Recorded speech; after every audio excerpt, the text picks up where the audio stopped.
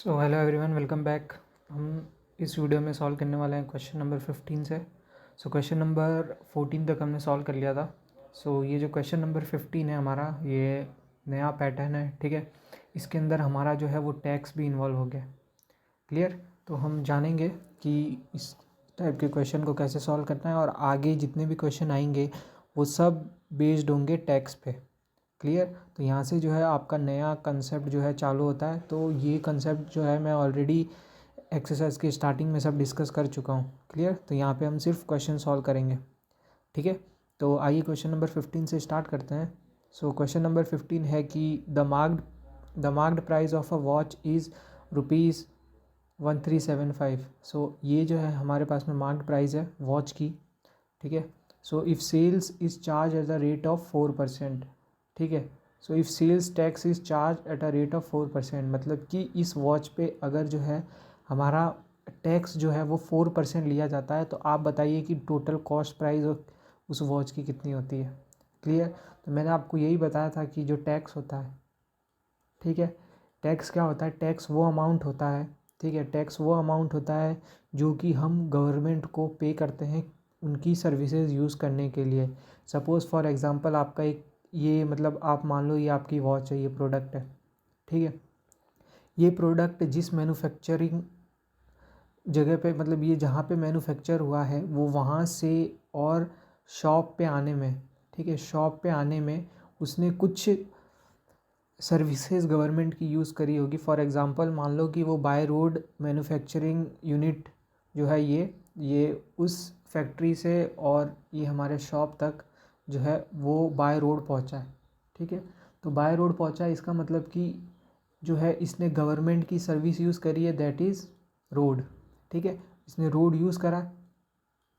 अब जब इसने रोड यूज़ करा है तो रोड की मेंटेनेंस वगैरह इनके लिए जो है गवर्नमेंट क्या करती है, कुछ परसेंट चार्ज कर लेती है, ठीक है। तो उसी को हम टैक्स बोलते हैं, ठीक है।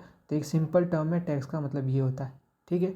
तो कुल मिला के जो ये टैक्स है वो कुछ परसेंट है। तो जैसे यहाँ पे इसने बोला है कि इस पे टैक्स चार्ज हुआ है एट द रेट ऑफ 4%, मतलब कि इस वॉच को आप तक पहुँचाने में जो भी खर्चा आया है, ठीक है, वो है 4%। आप यूँ समझिए, सिंपल सिंपल। तो आपको जो है कॉस्ट ऑफ वॉच पता करनी है, ठीक है। तो बहुत ही सिंपल है कि मेरे को पता है कि ये जो है ये मेरे वॉच की कॉस्ट है। अब इस पे मेरे को टैक्स लगा है, तो टैक्स में जो है टैक्स घड़ी बनाने वाला अपनी जेब से तो देंगे नहीं, वो आपसे ही वो टैक्स लेंगे। तो इसका मतलब कि ये जो टैक्स है आपके इसके अंदर ऐड हो जाएगा, ठीक है। और फिर एक नई कॉस्ट प्राइस आ जाएगी जिस पे आपको मिलेगा, नई सेलिंग प्राइस आ जाएगी जिस पे आपको वो मिलेगा। क्लियर? तो कुल मिला के आप यहाँ पे देखिए गिवन क्या हमारे पास में मार्क्ड प्राइस गिवन है, ठीक है, और टैक्स भी गिवन है। अब ये टैक्स जो है वो परसेंटेज में गिवन है कि 4% ऑफ इसका 4% जो है हमने गवर्नमेंट को पे कर दिया, ठीक है। तो इसका मतलब कि गवर्नमेंट को पे हुआ, मतलब कि अब आपको पे करना पड़ेगा उस अमाउंट को, ठीक है, क्योंकि इस पर टैक्स लगा है। तो हम जो है पहले हम वैल्यू निकाल लेते हैं कि टैक्स का अमाउंट कितना है। तो simply what we will do, we will simply multiply marked price, ठीक है। इस अमाउंट पे हमको 4% टैक्स लगा, तो हमने उससे मल्टीप्लाई कर दिया, परसेंटेज को 1/100 में कर दिया। तो ये हमारे पास में जो है 55 रुपीज़ टैक्स आया है। कितना आया? 55 रुपीज़ टैक्स। अब मतलब समझना इसका मतलब क्या होता है कि आपने जो है ये जो वॉच है आपकी ये जो वॉच है, इस वॉच का जो है प्राइस था 1375, ठीक है, 1375 प्राइस था, ठीक है, जहाँ पे ये बनी थी। अब ये वॉच जो है वो एक जगह से जो है मान लो कि वो शॉप पे आ गई वॉच, ठीक है। वो वॉच शॉप पे आई तो उसको बीच में जो है वो टैक्स पे करना पड़ा, टैक्स लगा इसके ऊपर 4% का। सही बात है। तो अब इस वॉच की प्राइस चेंज हो जाएगी। क्यों चेंज हो जाएगी? क्योंकि जो है वो बीच में हमको 4% टैक्स भी पे करना पड़ा। तो इसका मतलब कि अब इसकी अमाउंट चेंज होके और प्लस 4% और ऐड हो जाएगा। तो इसका मतलब कि जो हमारे पास में शॉप में जो आएगी अब उस पर नया अमाउंट लगेगा, दैट इज़ 175 प्लस साथ में आपका 55 रुपीज़। क्लियर? अब वो इसका नया अमाउंट है ये, अब वो इस अमाउंट पे बिकेगी, ठीक है। तो देयरफॉर टोटल कॉस्ट प्राइस, ठीक है, टोटल कॉस्ट प्राइस जो है वो हमारे पास में कितना होगा, वो होगा marked price plus tax. Marked price है ये, टैक्स है ये, तो ये अमाउंट मतलब कि अब वो घड़ी जो है वो ₹1430 में आपको मिलेगी। क्लियर? तो ये होता है टैक्स का मतलब कि अगर आपके किसी प्रोडक्ट पे टैक्स लग रहा है ना, जैसे कि मान लो आप बायर हो, ठीक है, ये बायर है, ठीक है, तो ये बायर कोई भी चीज़ परचेज्ड कर रहा है तो उसके पास में जो भी प्रोडक्ट है, अगर उस प्रोडक्ट पे टैक्स लग रहा है ना, तो इसकी कॉस्ट प्राइस प्लस टैक्स ये ऐड होके तब आपकी जो है ये टोटल कॉस्ट प्राइस बनेगी, टोटल कॉस्ट प्राइस। और आपको जो है वो ये अमाउंट पे करना पड़ेगा, तब जाकर आपको ये चीज़ मिलेगी। ठीक है, तो ये सीन होता है। ठीक है, तो ऐसे आपको ये क्वेश्चन सॉल्व करना था। तो आई होप आपको जो है इस क्वेश्चन की हेल्प, मतलब इस क्वेश्चन की तरफ से आपको जो है ये टैक्स वाला कंसेप्ट समझ में आ गया होगा। क्लियर? तो आइए मूव करते हैं आगे। सो क्वेश्चन नंबर 16 देखते हैं कि Ravi buys a bicycle. Ravi ने जो है वो एक बाईसाइकिल बाई करी। Clear? With a marked price of ₹12,500। ठीक है, तो ये मार्क्ड प्राइस थी, मतलब कि बाईसाइकिल था, उस पर मार्क्ड प्राइस इतना था, उसने बाय कर लिया। ठीक है, ही गेट रिबेट ऑफ 10%। अब यहाँ पे एक नई टर्म आई है, रिबेट। ठीक है, रिबेट का मतलब कुछ नहीं होता, रिबेट का मतलब होता है डिस्काउंट। क्लियर? तो यहाँ पे आपको जो है वो ये समझ के चलना है कि इसका मतलब होता है डिस्काउंट। ठीक है, तो रिबेट का मतलब ही डिस्काउंट होता है। तो he gets an discount of 10% on it. ठीक है, तो उसको जो है इस पर 10% का डिस्काउंट मिला। ठीक है, यहाँ तक तो हमको क्वेश्चन समझ में आ गया। Now after getting a rebate tax is charge at the rate of 6%। ठीक है, अब जब उसको डिस्काउंट मिला उसके बाद जो अमाउंट था उस पर 6% का टैक्स लगा उसको, तो आपको फाइंड द अमाउंट। ठीक है, मैं बताता हूँ। ये प्रोडक्ट है हमारे पास में। ठीक है, इस प्रोडक्ट की अमाउंट है ये। ठीक है, इस पर डिस्काउंट लगा तो डिस्काउंट माइनस हो जाएगा। अब जो डिस्काउंट माइनस होगी, जो नई प्राइस आई है, ठीक है, इसकी जो न्यू प्राइस जो आई है उस पर 6% का टैक्स लगा। ठीक है, तो इसमें 6% ऐड हो जाएगा और फिर जाके जो है अब find the amount he will have to pay for the bicycle. तो मतलब ये जो आएगी ये हमारी जो है वो न्यू कॉस्ट प्राइस आएगी और ये आपको कैलकुलेट करना है। क्लियर? Simple question. ठीक है, तो आइए देखते हैं। तो यहाँ पे देखिए अब गिवन क्या क्या है, marked price of bicycle given है और रिबेट यानी डिस्काउंट गिवन है। तो सबसे पहले मार्क्ड प्राइस और ये गिवन है, तो इससे हम क्या करते हैं, सेलिंग प्राइस निकाल लेते हैं कि भाई आपकी सेलिंग प्राइस क्या है। तो हमको एक फॉर्मूला मालूम है सेलिंग प्राइस का, जब हमारे पास में डिस्काउंट गिवन होता है, मार्क्ड प्राइस गिवन होता है, तो हमने वही फार्मूला लगाया और वैल्यू पुट कर दी मार्क्ड प्राइस की और डिस्काउंट की। ठीक है, और 10, फिर इसको हमने सॉल्व करा तो ये हमारे पास में आ गई। ठीक है, तो ये हमारे पास में क्या है, सेलिंग प्राइस। क्लियर? ये हमारे पास में क्या है, सेलिंग प्राइस। तो ये हमारे पास में सेलिंग प्राइस है। तो अब ये हमारे पास में आ गया, इसका मतलब कि अब हमको सेलिंग प्राइस मिल चुकी है कि कितने में उसने ख़रीदा होगा। ठीक है, ये अमाउंट। अब इस पे हमको टैक्स लगा है, किस पे टैक्स लगा, इस पे टैक्स लगा। ध्यान से पढ़िए कि ये मार्क्ड प्राइस था, इस पे उसको डिस्काउंट मिला। ठीक है, फिर आफ्टर गेटिंग ए रिबेट उसको डिस्काउंट मिलने के बाद में जो अमाउंट था उस पर 6% टैक्स मिला है। तो आपको जो टैक्स जो है वो हमको 6% है, लेकिन 6% किस पे है, 6% है SP पे। ये आपकी क्या है, SP है। क्लियर? ये आपकी SP है, ये आपका क्या है, टैक्स है। तो यहाँ से जो अमाउंट आ गई इतना, इसका मतलब कि जो उसने ये अमाउंट था, ठीक है, इस पे उसको टैक्स भी लगा 6% का। 6% का टैक्स लगा मतलब कि 675 रुपीज़ का टैक्स लगा। अब ये अमाउंट उसको जो है वो टोटल कॉस्ट प्राइस है उसकी। ठीक है, ये टोटल अमाउंट उसको पे करना पड़ेगा, ना कि ये। ठीक है, अगर इस पर कोई टैक्स नहीं लगा होता तो सीधा सीधा वो ये अमाउंट पे करता आफ्टर गेटिंग ए डिस्काउंट, लेकिन अब इस पे भी 6% का टैक्स लगा, तो भाई टैक्स तो आपको ही पे करना पड़ेगा, तो यहाँ पे ये अमाउंट ऐड हो जाएगी, ठीक है। तो therefore what will be the cost price will be selling price plus tax, ठीक है। ये रहा सेलिंग प्राइस, ये रहा टैक्स, इसका मतलब कि ये अमाउंट जो है वो उसको पे करना पड़ेगा। क्लियर, ठीक है। सो क्वेश्चन नंबर 16 भी है वो बिल्कुल सिंपल है। सो आइए अब बढ़ते हैं आगे क्वेश्चन नंबर 17 की तरफ। देखिए 17 नंबर क्वेश्चन क्या बोल रहा है कि the list price of washing machine is this, ठीक है। वॉशिंग मशीन की लिस्ट प्राइस ये है, ठीक है। और shopkeeper gives and discount of 12% on the list price. Shopkeeper ने क्या किया, इस प्राइस पे, ये जो हमारा प्राइस है ध्यान से देखना, इस पे उसने डिस्काउंट दे दिया कितने परसेंट का, इसने उसको डिस्काउंट दे दिया, इस पे उसने 12% का डिस्काउंट दे दिया। इसका मतलब कि इसकी सेलिंग प्राइस जो है वो नहीं आई होगी कुछ, जो कि हम इसमें से माइनस करके निकाल लेंगे, ठीक है। Now on the remaining amount he charge tax of 10%, ठीक है। तो अब जो रिमेनिंग अमाउंट है उस पर उसने 10% का वो किया है। This question is same as question number 16। So question number 16 के जैसा है,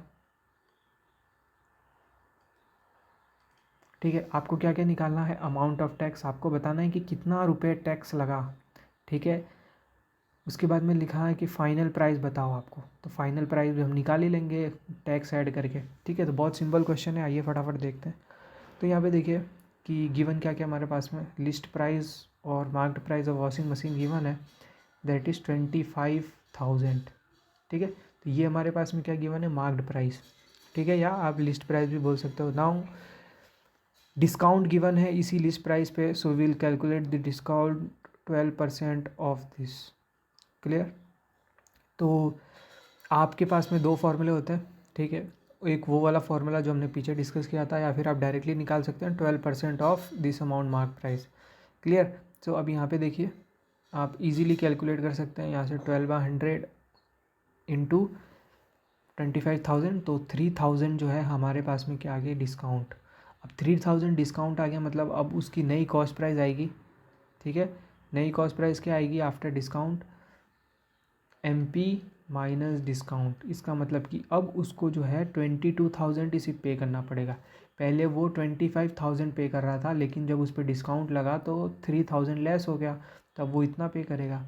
अब इस पे वो टैक्स देगा 10% का, तो मतलब कि अब हमको टैक्स निकालना है, तो 10% टैक्स किस पे लगेगा, इस पे लगेगा क्या, नहीं इस पे नहीं लगेगा, इस पे लगेगा, ठीक है। तो 10% ऑफ दिस, और हमने कैलकुलेट किया तो 2200 जो है वो टैक्स निकला। तो ये 2200 अमाउंट उसको टैक्स पे करना पड़ेगा। क्लियर। तो हमारे पहले क्वेश्चन का आंसर, ठीक है, पहले क्वेश्चन का आंसर हमको मिल गया कि 2200 उसको जो है टैक्स पे करना पड़ेगा। नाउ सेकंड की फ़ाइनल प्राइस हमारी क्या होगी, तो फाइनल प्राइस हमारी यही होगी कि भाई CP के अंदर आप टैक्स और ऐड कर दो और उतना अमाउंट पे करो, तो CP, ठीक है, सॉरी यहाँ प्लस आएगा, तो CP प्लस टैक्स हमारे पास में कितना हो गया, ये और ये इतना उसको पे करना पड़ेगा। तो this is what your answer is. Clear. So यहाँ पे जो है दो तरीके से हमने है वो किया है। क्लियर। तो यहाँ पे आप देखिए कि यहाँ पे जो है मैंने एक मिनट,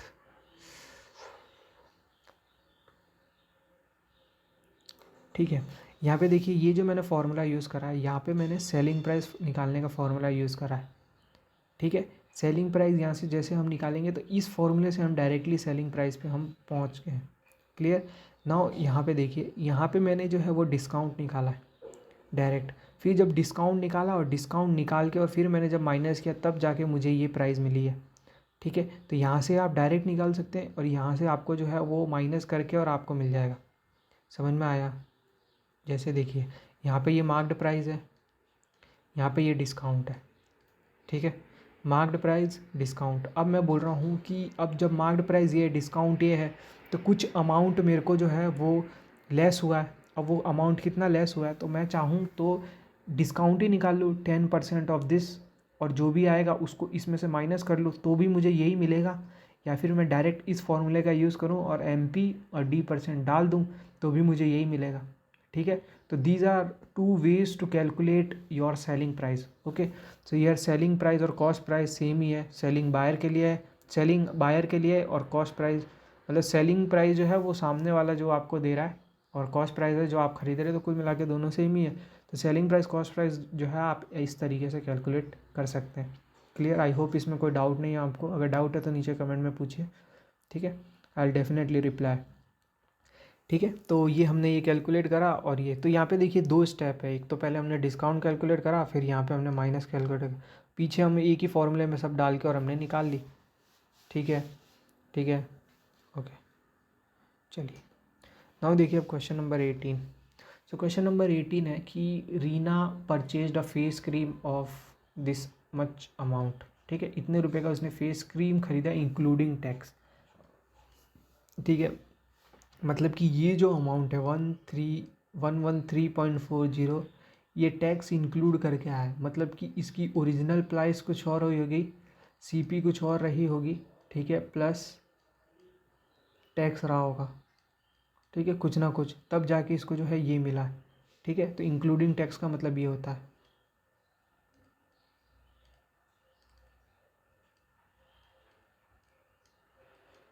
ठीक है, इंक्लूडिंग टैक्स का मतलब ये होता है। सो नाउ सी दिस, तो आगे पढ़ते हैं कि if the printed price of the face cream is this, so find the rate of tax on it, ठीक है। तो आपको टैक्स निकालना है, ठीक है। तो ये बोल रहा है कि अगर प्रिंटेड प्राइस, उस पर प्राइस इतनी प्रिंट है तो आपको टैक्स निकालना है कि बताओ भाई टैक्स कितना होगा। तो यहाँ पे देखिए गिवन क्या है कि आपको price of face cream given है, ठीक है, वो क्या है इतना, ठीक है, प्रिंटेड प्राइस इतनी है। अब मेरे को एक बात बताइए कि ये आपका प्रोडक्ट है, इस प्रोडक्ट पे कितना अमाउंट लिखा हुआ है, इस प्रोडक्ट पे लिखा है 105 रुपीज़, ठीक है, प्रिंटेड प्राइस है, ठीक है। आपने इसको ख़रीदा कितने में, आपने इसको ख़रीदा 113.40 में, इसका मतलब कि इन दोनों के बीच का जो डिफरेंस रहा होगा, अब मैंने ये बोला कि ये अमाउंट जो है टैक्स इंक्लूड करके है और ये अमाउंट प्रिंटेड है, तो इन दोनों का माइनस जो है, इन दोनों का अगर हम माइनस करेंगे तब जाके ये हमारा क्या निकलेगा, टैक्स निकलेगा। ऑब्वियसली प्रिंटेड ये है, आप ये पे कर रहे हैं इंक्लूडिंग टैक्स, तो जब इसमें से ये माइनस करेंगे तो आपको टैक्स ही तो मिलेगा, एम आई राइट। तो यहाँ पे देखिए सेल्स टैक्स हमारा कितना हुआ, सेल्स टैक्स हुआ हमारा original price minus printed price, original price हमारी ये है, ठीक है, प्रिंटेड ये है, माइनस किया तो ये हमको मिल गई, तो ये हमारी कितनी हो गई, ये हमारा मतलब ये क्या है, हमारा टैक्स है। अभी हमको आया अमाउंट में, हमको अमाउंट में चाहिए ही नहीं, हम टैक्स किस में निकालते हैं, परसेंटेज में, ठीक है। तो अब इसको हम परसेंटेज में कन्वर्ट करेंगे, ठीक है। तो यहाँ पे देखिए कि 105 रुपये जब क्या बोलते हैं हमारा प्राइस था, तो उस पर हमको टैक्स लगा इतना, क्लियर। तो अगर हमारा सेल्स मतलब कि अगर हमारी प्राइस 100 रुपीज़ होगी तो हमको कितना टैक्स मिलेगा, ठीक है। तो ये हो जाएगा 8.40 अपॉन 105 इंटू 100, क्लियर। तो ये जो है ये चीज़ हम पहले भी एक्सरसाइजेज में कर चुके हैं कि ये चीज़ आपको कैसे कैलकुलेट करनी है। तो आप अगर शुरू से वीडियो देखते आ रहे हैं तो आपको ये समझ में आ जाएगी कि ये चीज़ हमने कैसे निकाली, क्लियर। तो अगर हमारे पास में जो है 105 रुपये पे इतना टैक्स लग रहा है, 105 रुपये पे जब इतना टैक्स लग रहा है तो भाई 100 रुपीज़ पे इतना टैक्स लगेगा। हमने कैसे कैलकुलेट किया, हमने पहले इसको रखा, उसको डिवाइड किया 105 से और मल्टीप्लाई कर दिया 100 से, तो इतना रुपये लगा। तो अब जब 100 रुपये पे 8 रुपये लग रहा है, इसका मतलब कि रेट ऑफ टैक्स जो है 8% ही है, ठीक है, क्लियर। सो इस क्वेश्चन को आप जो है इम्पॉर्टेंट मार्क कर सकते हैं। अगर आपको जो है ट्रिकी क्वेश्चन जो है आपका एग्जामिनर अगर बनाएगा तो ये क्वेश्चन ज़रूर देगा, ठीक है। क्यों, क्योंकि इसमें थोड़ा यहाँ पे जो है वो ट्रिकी है, हर किसी को समझ में नहीं आता, बट इसका कंसेप्ट हमने जो है हमारी एक्सरसाइजेज में हमने इसको बहुत बार मतलब इसको सॉल्व कर रखा है, ऐसे टाइप के क्वेश्चन। तो आई होप आप विजिट करके देख लीजिए, clear. So this is your question number 18 and this is your answer 8%, clear, okay. Now look at this question number 19। So question number 19 है कि हमारे पास में विवेक है, उसने लैपटॉप परचेज़ किया 34,164 का, which includes 10% of rebate on the marked price. ठीक है। विवेक ने इतने का परचेज़ किया, ठीक है, कितने का परचेज़ किया भाई, 34164, इतने अमाउंट का उसने लैपटॉप परचेज़ किया। अब परचेज़ किया ना तो इसमें दो चीज़ें हैं, ठीक है, इंक्लूडेड, जैसे पीछे हमने देखा था ना इंक्लूडिंग टैक्स, वैसे ये इंक्लूडिंग रिबेट है, ठीक है। इसका मतलब क्या हुआ कि इसकी कोई मार्केट प्राइस रही होगी और इस पर कोई डिस्काउंट रहा होगा, ठीक है। जब मार्केट प्राइस में से हमने डिस्काउंट माइनस करा तब जाके हमको ये अमाउंट मिला है और इतने में उसने परचेज किया। क्लियर। अब जब जो है, अब आगे देखिए कि then 4% sales on the remaining price. अब इस पे जो है आपको जो है रिमेनिंग प्राइस जो है उस पर आपको क्या बोलते हैं, वो टैक्स लगा है। Clear. Now find the market price of the laptop. So let us see the solution of this question, that cost price of this laptop is this, इतने में उसको पड़ा, डिस्काउंट उसको 10% का है, ठीक है, टैक्स रेट 4%। नाउ हमको मार्केट प्राइस पता नहीं है तो हम क्या करेंगे, मार्केट प्राइस को एक्स मानेंगे, ठीक है, क्योंकि सारी कहानी मार्केट प्राइस पे ही है। मार्केट प्राइस बिना पता करे आप क्वेश्चन सॉल्व नहीं कर सकते, तो मार्केट प्राइस को हम एक्स मानते हैं, ठीक है। तो अब मेरे को बताइए कि जब मार्केट प्राइस एक्स है तो उसका रिमेनिंग प्राइस कितना होगा, ठीक है। मार्केट प्राइस एक्स है तो रिमेनिंग प्राइस कितना होगा, उसमें से डिस्काउंट माइनस हो जाएगा, तो remaining price of after rebate, ठीक है। तो मैं ये मानता हूँ कि मेरी मार्केट प्राइस रुपीज़ एक्स है, ये इतनी चीज़ें गिवन है, ठीक है। तो मैं क्वेश्चन यहाँ से स्टार्ट कर रहा हूँ कि मेरी मार्केट प्राइस रुपीज़ एक्स है, ठीक है। अब मेरी मार्केट प्राइस रुपीज़ एक्स है तो मेरी मार्केट प्राइस पे ही ये 10% ऑफ डिस्काउंट रहा होगा, तो मैं पता करता हूँ कि मेरी रिमेनिंग प्राइस कितनी है।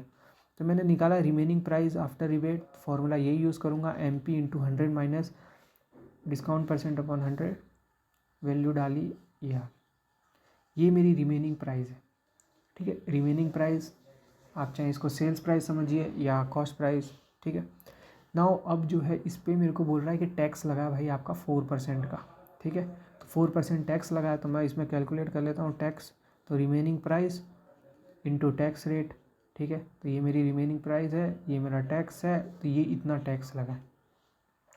अब जब ये मेरी रिमेनिंग प्राइस है, ये मेरी टैक्स है, ठीक है, तो मेरी टोटल मैंने कितना अमाउंट पे करा होगा, इन दोनों को प्लस करेंगे तब, ठीक है।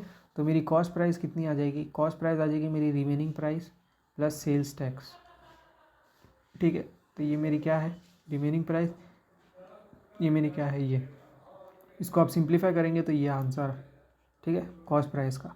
अब यहाँ पे देखिए कि मैंने कॉस्ट प्राइस जो है यहाँ पे गिवन है क्वेश्चन में, कॉस्ट प्राइस ये है, यहाँ से मैंने निकाला कि कॉस्ट प्राइस ये आ रहा है। इसका मतलब कि अगर मैं क्वेश्चन से अकॉर्डिंग टू क्वेश्चन करूँ तो मेरा ये जो कॉस्ट प्राइस है वो इक्वल्स टू होगा इसके, ठीक है।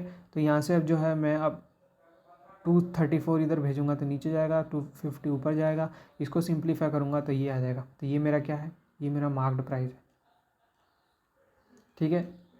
अब ये क्वेश्चन भी है, इस टाइप के भी क्वेश्चन हमने जो है खूब सॉल्व करें, ठीक है। तो आई होप इसमें भी आपको कोई दिक्कत नहीं आई होगी। तो इस हिसाब से जो है आपको ये क्वेश्चंस है। अब टैक्स में आप देख ही लीजिए कि कितने वैरायटी के क्वेश्चन आपको मिले हैं, ठीक है। तो यहाँ पे देखिए ये क्वेश्चन नंबर 15 है, ऐसे हुआ है, क्वेश्चन नंबर 16, ठीक है, क्वेश्चन नंबर 17 भी एक, मतलब कि 16 और 17 एक ही वैरायटी के, बस इसमें थोड़ा सा मतलब कि क्वेश्चन को थोड़ा बड़ा बना दिया गया है, बाकी कुछ नहीं है, ठीक है। एक 18 जो है क्वेश्चन, वो भी एक नए टाइप का क्वेश्चन है, ठीक है। इसको आप इम्पॉर्टेंट मान सकते हैं, क्यों, इस पार्ट के लिए इतना आपने कैलकुलेट कर लिया तो आप कुछ भी करो आपको नंबर पूरे मिल जाएंगे, ठीक है, क्योंकि मोस्ट ट्रिकी पार्ट इस क्वेश्चन के अंदर यही है। क्लियर। नाउ 19 क्वेश्चन भी आपका जो है वो एक न्यू टाइप का क्वेश्चन है, so this is also considered as important. So that's all. बाकी के नेक्स्ट क्वेश्चन हम अगली वीडियो में करेंगे। सो मिलते हैं नेक्स्ट वीडियो में। Thank you and have a nice day.